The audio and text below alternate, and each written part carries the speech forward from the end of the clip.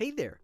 Welcome to Life Noggin. Imagine waking up in the middle of the night, being fully conscious, then realizing you can't move a muscle. Your chest tightens, and it gets hard to breathe. You start hallucinating, and a dark figure begins moving towards you. You try to scream for help, but you can't. Are you dying? Are you dreaming? Then, all of a sudden, you can move again. That terrifying apparition is gone, and you can breathe normally. Believe it or not, experiences like this are fairly common. This is a medical condition called sleep paralysis, and about 8% of the population has experienced some variation of it in their lives. While this can be absolutely terrifying, scientists say it isn't dangerous.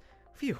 People used to think that this paralysis was caused by supernatural beings like demons holding people down while they sleep. Since hallucinations are fairly common with this condition, it's understandable that people would think the thing they saw was what was stopping them from moving. But there's actually a very scientific, not so supernatural explanation for why some people wake up and can't move. When we sleep, we experience cycles of REM sleep and non-REM sleep. Rapid eye movement sleep is when your eyes move quickly from one side to the other. This is the time of night when parts of your brain like the thalamus and the amygdala are most active. Usually people wake up when their brains are in the non-REM phase, but sometimes you wake up when you're still in REM sleep. This is what prompts sleep paralysis. During REM sleep, neurotransmitters like GABA and glycine basically turn off your muscles to make sure you don't act out your dreams. So if you wake up before a REM cycle is over, your muscles are still sleeping, so you can't move, even if you're fully awake. Your chest muscles are turned off too, with the exception of your diaphragm. That's why people experience shortness of breath or feel pressure on their chest. When your brain is in REM mode, your dreams are the most vivid. In sleep paralysis, your mind is still partially dreaming, leading you to hallucinations that can feel super real. People experience visual, sensory, and auditory hallucinations, but they disappear once the paralysis is over, usually after a couple of minutes. Sleep paralysis is thought to be caused by sleep deprivation, certain medications, sleep disorders like sleep apnea and narcolepsy, stress,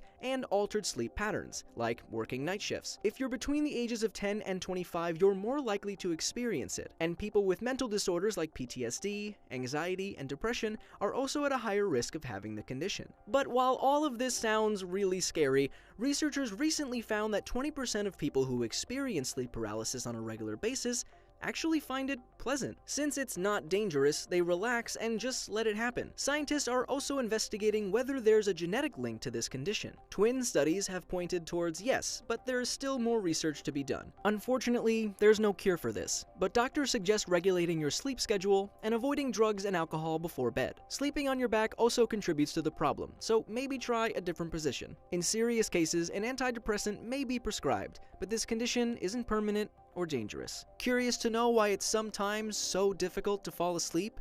Check out this video. Well, aside from worrying about that one thing that you did in middle school several years ago, it might have something to do with what you're eating. Drinks and food with caffeine can cause sleep disturbances, especially when you have them close to bedtime. As always, my name is Blocko. This has been Life Noggin.